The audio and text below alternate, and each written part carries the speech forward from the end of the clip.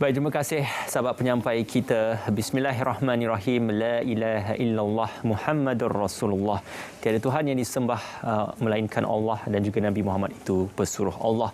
Sudah pastinya lafaz itu melambangkan bahawasanya umat Islam ataupun mereka yang mengaku sebagai Islam mengagungkan dan juga Rabbani ataupun Rabb Allah Subhanahu Wa Taala itu sebagai yang satu. Jadi dalam perihal melafazkan kalimah syahadah ini, kita juga ingin menyatakan tentang bagaimana MAIS memudahkan pendaftaran saudara baru ataupun sahabat-sahabat baru kita masuk ke dalam agama Islam. Jadi untuk kita bercakap lebih lanjut tentang perkara ini, kita terus saja bersama dengan yang berbahagia Ustaz Suhaimi bin Ismail, Pengarah Pembangunan Sosial MAIS. Assalamualaikum. Selamat pagi. Apa khabar Ustaz? Waalaikumsalam. Alhamdulillah. Juga terima kasih Ustaz kerana bersama dengan kami, dan juga sekalung tahniah dan terima kasih juga kerana memudahkan pendaftaran saudara-saudara baru kita untuk mengenali agama kita yang syumul ini. Ustaz, untuk kita bercakap dengan lebih lanjut tentang terma mu'alaf yang digunakan itu, apa sebenarnya yang dimaksudkan dengan terma mu'alaf itu, Ustaz? Okey, terima kasih kepada Ismail dan sidang penonton yang dimati Allah Subhanahu Wa Taala sekalian. Pertamanya saya ucapkan terima kasih kepada RTM atas perkongsian bersama pada pagi ini untuk kita berkongsi apa itu mu'alaf dan juga memudahkan untuk mu'alaf mendaftar pengislaman. Yang pertama sekali berkenaan dengan mu'alaf. Apa yang kita perlu tahu tentang mu'alaf itu, kalau dilihat dari sudut perkataan mu'alaf itu diambil daripada ayat Quran surah Taubat ayat 40. Mu'allafati qulubuhum. Maknanya orang yang dijinakkan hatinya. Apabila disebut dijinakkan hatinya, kat situ banyak ditafsirkan berkenaan mereka yang dijinakkan hatinya. Ada yang mereka ni nak mendekati tentang agama Islam, mendekati agama Islam, juga berjinak-jinak tentang berkenaan dengan agama Islam, juga mereka dikategorikan sebagai mu'alaf. Ada juga mu'alaf dikategorikan sebagai orang yang baru memeluk agama Islam, pun dikategorikan sebagai mu'alaf. Jadi melihat kepada tafsiran tersebut, ini pentadbiran agama Islam Negeri Selangor mentafsirkan bahawasanya mu'alaf itu adalah mereka yang baru memeluk agama Islam. Mereka yang baru memeluk agama Islam itu dikategorikan ataupun ditafsirkan sebagai mu'alaf. Begitu juga Mesyuarat Jawatankuasa Fatwa pada 2012 juga mentafsirkan bahawasanya mu'alaf itu adalah orang yang baru memeluk Islam. Semoga dengan bantuan zakat tadi akan menguatkan lagi iman mereka.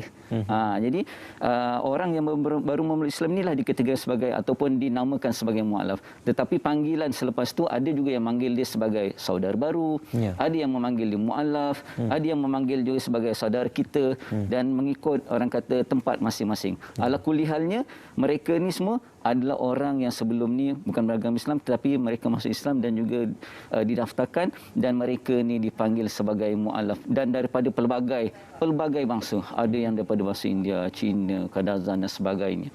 Ala kulli halnya, yang kita nak, orang kata yang kita nak santuni bahawasanya mereka ni adalah orang yang baru berjinak-jinak dengan agama Islam, dan kita perlu memberikan bimbingan kepada mereka, kita perlu memberikan tunjuk ajar kepada mereka, sama ada dalam bentuk pendidikan ataupun sama ada dalam bentuk qudwah hasanah, agar mereka nampak Islam itu lebih indah, lebih cantik. InsyaAllah. Masya-Allah Ustaz. Tugas untuk kita mengenali agama Islam itu dengan mendalam tidak boleh hanya dikerjakan dalam masa sehari ataupun seminggu. Sudah pasti memakan masa yang lama juga untuk mengenali dan juga menekuninya. Dalam perihal ini, siapakah yang bertanggungjawab untuk menguruskan dan juga membantu dalam perihal pendaftaran dan juga membantu mereka yang ingin berjinak-jinak ataupun mengenali tentang Islam ini? Okey, terima kasih. Berkenaan dengan perkara tersebut, perlu kita ketahui dan perlu kita fahami bahawasanya ada dua perkara yang besar. Satu untuk memberi ataupun satu untuk mengajar dan juga membimbing mereka, seterusnya mensyahadahkan mereka, itu satu. Yang kedua, untuk proses pendaftaran. Dia ada dua perkara yang besar yang perlu dipahami. Bukan berarti maknanya orang apabila orang nak masuk Islam, mereka kena daftarkan tapi tak dibimbing ataupun tidak diberi penjelasan. Dalam konteks ini, MAIS ataupun Majlis Agama Islam Selangor memberikan panduan kepada orang awam, termasuk sekali masjid-masjid dan juga surau-surau, untuk mengenal pasti ataupun untuk memahami dua perkara penting ini. Yang pertama sekali, untuk memberikan penerangan ataupun syahadah. Dalam proses memberikan syahadah ataupun penerangan, mereka mereka ni perlu faham apa yang nak dijelaskan.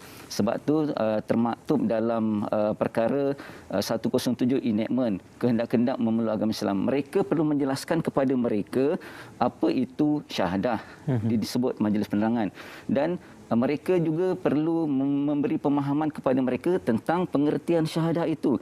Asyhadu an la ilaha illallah wa asyhadu anna Muhammad Rasulullah. Apa pengertiannya, agar mereka faham apa yang diucap dan mereka tahu makna yang diucapkan tersebut. Dan mereka kena pastikan orang yang syahadah ini mereka syahadah dengan kerelaan hati mereka.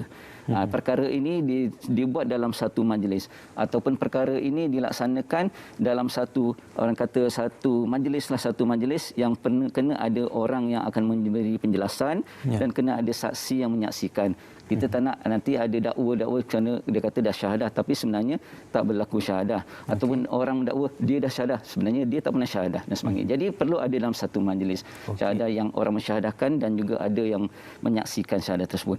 Dan perkara ini boleh dilaksanakan oleh siapa-siapa sahaja yang diberi taklif. Mana kita orang dah dewasa yang diberi taklif boleh melaksanakan syahadah dengan syarat kita dah beri penjelasan kepada mereka dan dipaham tentang agama Islam dan dia nak masuk dengan rela hati. Itu yang penting. Yang kedua, apabila dah disyahadahkan orang ataupun apabila disyahadahkan mereka yang berjinak untuk masuk Islam ni, jangan ditinggalkan sebegitu saja.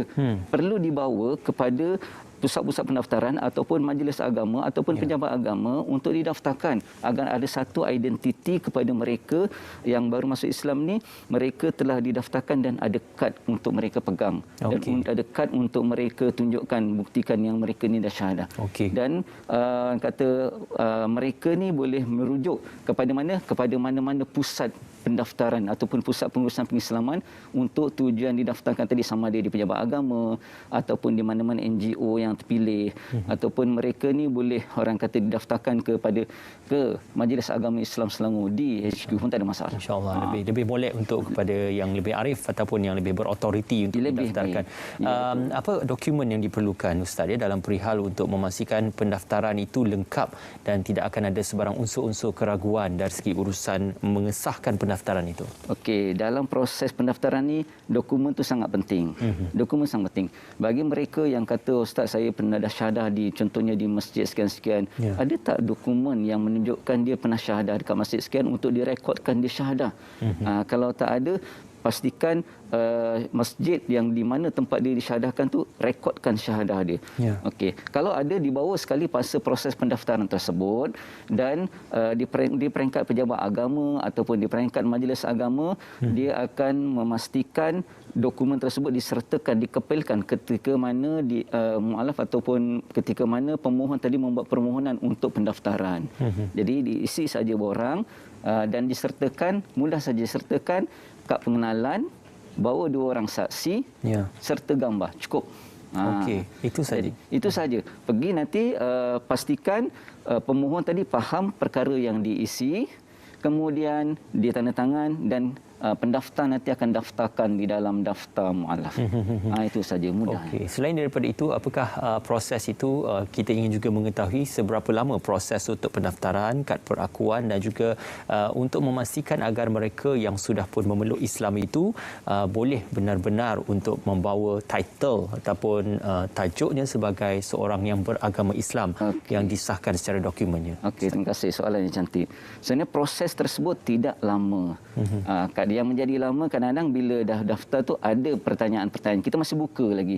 Kalau sekiranya nak tanya Ustaz, kalau macam ni macam mana, kalau macam ni macam mana, kita buka peluang tersebut dan kita jawab orang kata persoalan-persoalan tersebut. Adapun proses pendaftaran, sekiranya dokumen semua lengkap sampai saja ke pusat pengurusan pengislaman ataupun pendaftaran pengislaman, maka dia hanya perlu mengisi borang dan juga tanda tangan borang, dan insya-Allah sekiranya tak ada apa-apa berlaku dalam tempoh tak sampai 1 jam, maka dia akan menerima kad Islam direct terus. Jadi orang kata urusan tersebut sangat mudah dan juga sangat orang kata cepat. Dan sekiranya timbul persoalan-persoalan selepas tu, contohnya Ustaz lepas ni nak buat orang kata nak buat pindah, nak buat tukar status agama ataupun nak pergi ke JPN, macam mana kita akan bantu. Baik, insya-Allah. Insya-Allah. Islam itu mudah tetapi tidak bermakna ia boleh diambil enteng. Ya, betul. Mudah sebegitu saja. Dalam hal ini apakah pengharapan Ustaz untuk melihat saban bulan sudah pasti bilangan angka mereka yang ingin mengenali Islam, memeluk Islam ataupun sudah melafazkan janji dan juga keyakinan mereka terhadap Allah Subhanahu Wa Taala dan juga Nabi Muhammad sallallahu alaihi wasallam. Jadi bagaimana pengharapan Ustaz mewakili pihak MAIS dalam kita menerima saudara baru yang digelar sebagai mualaf ini? Okey, terima kasih. Dalam kita melaksanakan kehidupan ni, kita ada peraturan dan juga kita ada undang-undang yang ditetapkan. Begitu juga dalam proses pengurusan mualaf, kita ada peraturan yang ditetapkan, iaitu kita merujuk kepada Instrumen Pentadbiran Agama Islam di setiap negeri ada, dan juga kita ada peraturan pendaftaran pengurusan dan penjagaan bagi mualaf pun ada. Jadi saya mengharapkan kepada mereka yang di luar sana, sama ada mereka ada saudara baru ataupun saudara-saudara mereka ni nak memeluk Islam, maka jangan setakat disyahadahkan semata-mata, tapi perlulah dirujuk ataupun didaftarkan di mana-mana pejabat agama Islam daerah ataupun majlis agama Islam negeri-negeri, agar mereka yang telah syahadah mereka mempunyai satu identiti khas yang mereka boleh dijadikan rujukan untuk berurusan di mana-mana jabatan dan urusan-urusan yang mereka terpaksa laksanakan selepas mereka masuk Islam. Dan itulah sebagai orang kata sebagai identiti baru, dan tak semestinya orang kata perlu menukar nama kepada nama yang baru, tetapi kalau nama yang ada pun cantik, boleh dikekalkan sebagai menjaga juga hubungan kekeluargaan kepada asalkan membawa makna yang baik. Makna yang baik. InsyaAllah, insyaAllah.